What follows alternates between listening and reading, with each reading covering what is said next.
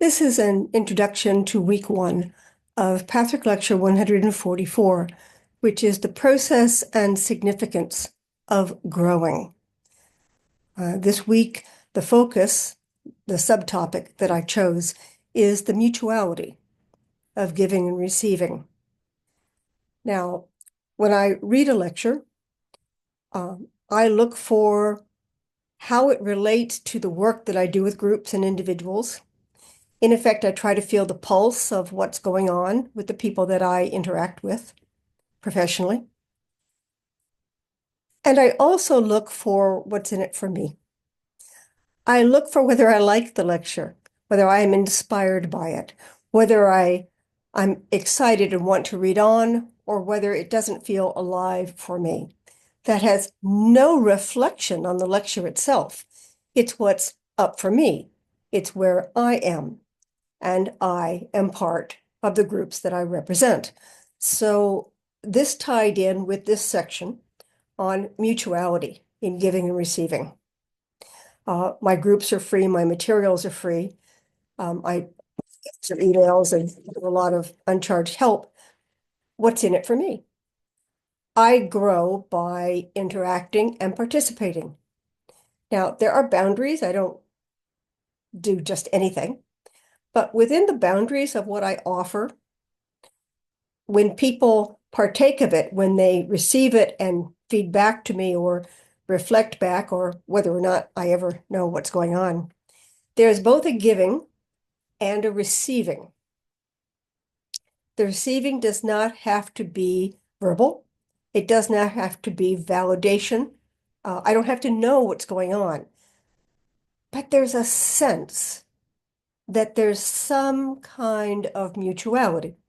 So again, when I pick a lecture, I'm looking for something that I am eager to present, that I'm interested in, that I want to research and flesh out, and something that feels like it's in line with others, so that, yes, they could study something wildly different than we've been working towards, but this seems to fit in. So that's why Patrick Lecture 144. Now, when I opened it and started reading it, one of the things that excited me was the first section backed off and said, let's look at the word blessing. Now, most of the lectures open with some form of blessing. Many or most of them close with a blessing. Like sitting down meditation, not my thing. It's not that I don't meditate, but I don't do it in the traditional way that is recognizable by others. Same thing with salutations and blessings. I'm a little off-put by traditional standard styles, especially when they feel repetitive. And so it was very useful for me to be drawn into the guide's description of what a blessing is. And the way he describes it is they have to be received or they aren't really given. If they're not received, they're superficial or bland or ineffective. So that you can say, bless you, and not mean it, and it has no significance. So back to the title of this, the process and significance of growing. You can grow, and then there's the significance of that growing. So if you divorce growing from significance and you just talk about it in a biological or circumstantial sense, you're not talking about the spiritual dimension. In this kind of work, we're interested in the spiritual dimension because most people who study this work feel it. They feel something. They don't quite know what it is. I have found that path work allows me to be able to verbalize what I feel. Other people don't have to believe me, but I'm not verbalizing stuff I've read about or heard about. I'm not parroting. I'm seeing something like one would see poetry or a movie or a book and say, I know that experience. And that encapsulates my experience. So back to mutuality. The blessings have to be received to be given. And what I'm talking about needs to be received or it's of no importance whatsoever. So they fit together. It was also remarked in one of the meetings that 144 follows a seminal Pathwick Lecture 143 on unity and duality. And this lecture goes deeply into other aspects of duality, dualistic thinking. It also incorporates the topic of mutuality, which is later discussed in Pathwick Lecture 185 as mutuality, a cosmic principle and spiritual law. So it's not uncommon for the guide to touch on a topic and then later expand it. What I find useful is if you've read the expanded topic, you begin to notice the touching upon. You begin to notice the meanings and references. Here's an example that doesn't work for me, but I've heard it a lot. People I know who like and enjoy music will hear a musical piece and they'll talk about how the composer included riffs from another thing. It's like including in a symphony, including a stanza or a couple measures of Mary Had a Little Lamb. They call it musical references. In movies, a piece of dialogue will refer sometimes to another movie, very often to a cultural event. In Pathwork, I get that same feeling, only this is where my ears are wide open. I hear little references. And I dash off and say, was that correct? And I compare the two and have fun. It's what I attempt to bring to the study guide to enlarge it so that if this lecture doesn't float your boat, if this lecture doesn't interest you, perhaps one of the many, many references that it brings in might be of interest. So the way I describe it is I like to present a smorgasbord. I like to present a large buffet and let people choose what they're interested in the moment. So unity and duality continued. Duality happens anytime you land on something and say, this is good.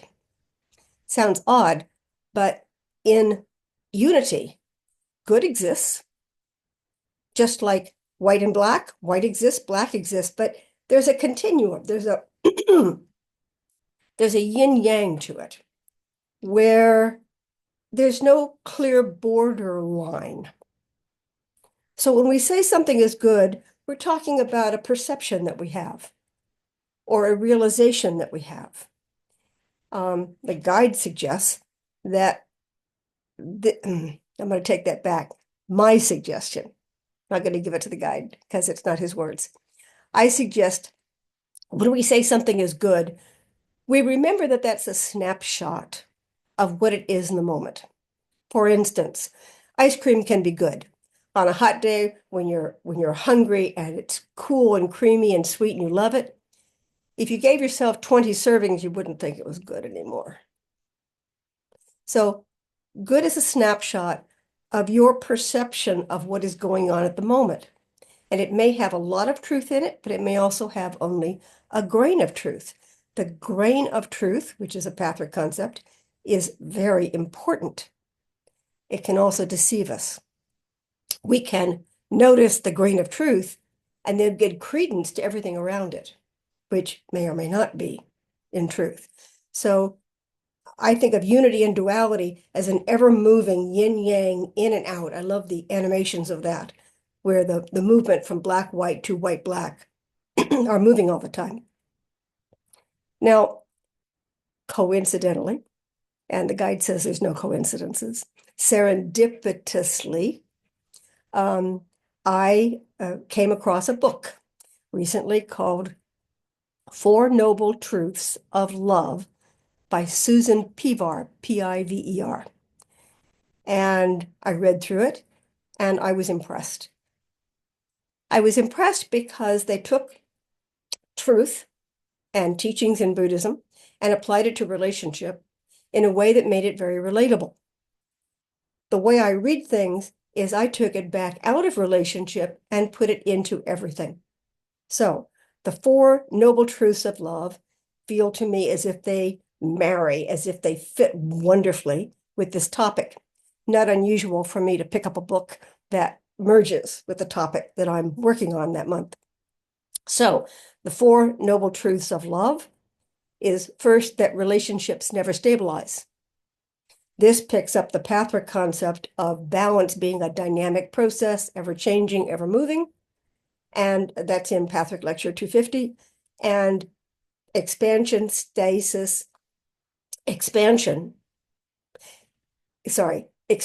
contraction, stasis, which is Pathwork Lecture 55.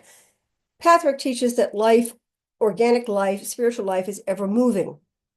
So once again, it's much handier to think of things as snapshots than finite moments, because finite moments represent a way of wanting a stagnancy, a stopping point. So relationships never stabilize because they're organic and alive.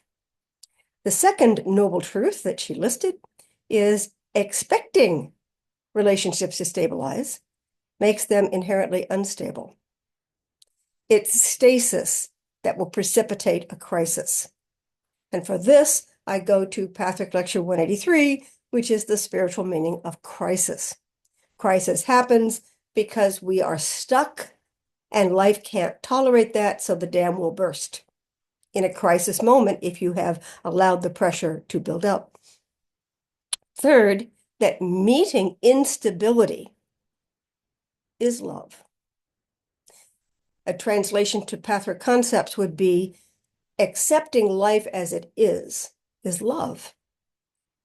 Instead of demanding it meet your expectations, you adapt as best you can to life and improve it as best you can. You work with it. And that's what long-term relationship, rather than the honeymoon phase or the erotic aspects of it, that's what long-term relationship is about. Accommodating and attempting change and finding truth for each of you. And the last one is that the path to liberation starts with taking steps. Now, I'm going to jump around a little bit. The path to liberation, starting with taking steps, threw me into a Pathwork lecture and another Buddhist teaching. The Pathwork lecture is Pathwork Lecture 127, which I talk about all the time. 4 stages of spiritual evolution. One is you don't know, can't work there. Second is awareness, the longest and most painful stage. Awareness draws you into understanding. We want to understand what we're becoming aware of. And understanding will lead you to knowing. Knowing ties in, please pardon, I didn't intend to bring all these lectures in, but it happens. A knowing process drops you in, like when the penny drops, you know. And that reminded me of Pathwork Lecture 214 and 15, which is the psychic nuclear point. And my image on that is in science museums, for kids especially, they have a funnel. And the kids start the marble, and the marble circles until it finally drops. Everybody knows this feeling of it finally dropped. We know it because it's a spiritual reality. When we know, we hit rock bottom. Now, there may be a deeper knowing, but we have temporarily, for that particular purpose, for that particular event, we've hit a knowing. And then, of course, the cycle begins again, the yin-yang. We gain more awareness, more understanding. We reach a deeper knowing. Now, I'm going to go back to the 4 Noble Truths of Love by Peever. After she lists these 4 noble truths, she lists 3 poisons that harm relationship. And what she listed was, number 1, grasping, which is another word for passion. Sounds counterintuitive. Passion can feel like a lot of fun. But if you differentiate where passion can go, passion becomes a demand, a grabbing, a need, an insatiable need that drives us. So it's one of the poisons in relationship because it's not about the other anymore. It's not about us, it's about me, my passions, my expectation, my superimposition of what is important, necessary, and wonderful. The second poison to a relationship is aggression. this forcing current and pushing. And the third is ignorance, not knowing what's going on, plus how we achieve ignorance. And this is where I found that section of particular interest, that there's a way of avoiding knowledge that creates a superficial ignorance that belies a deliberate attempt to deny. And I have found that in myself. It's hard to find, but it can be found. So this is where the discussion on unity and duality led me. And then I took a section from the bottom. At the end, there's an opportunity for questions and answers. And I took one of the questions and answers from the end of the lecture and popped it into the first section because the question was about, gee, this seems kind of complicated. And the guide said, yeah, it's complicated. Why? When we try to take a concept in, we want to simplify it. We want to simplify it and to some extent own it, hold it. Now, if the concept is huge, the way we hold it is we truncate and we simplify. We basically amputate some of the aspects so that it fits our human mind, our understanding. So the reason spiritual concepts can seem complicated is that the mind has limitations. So very often in working with people, there's what the mind can hold, and there are limits. And then there's what the heart can hold. And the heart can actually hold more than the mind. It may not be able to work with it because that's why the two exist. They're meant to work together. And then there's a desire to find the spiritual essence, and that comes from whatever it is that makes us alive. So Patrick has jargon, it has words for that: real self, divine essence, the God in you. Pick your own words. But there's something else going on. Scientists would like to isolate that and find the piece of soul, put it under a microscope, and be able to identify it. I'm not laughing at them. I've tried to do that to some extent. And that's an example of the mind wanting a finite picture, just like we want a finite snapshot of the universe. We don't want to accept that it can never be known. That's antithetical to our drive for knowledge. However, our drive for knowledge is not intended for us to be encyclopedias.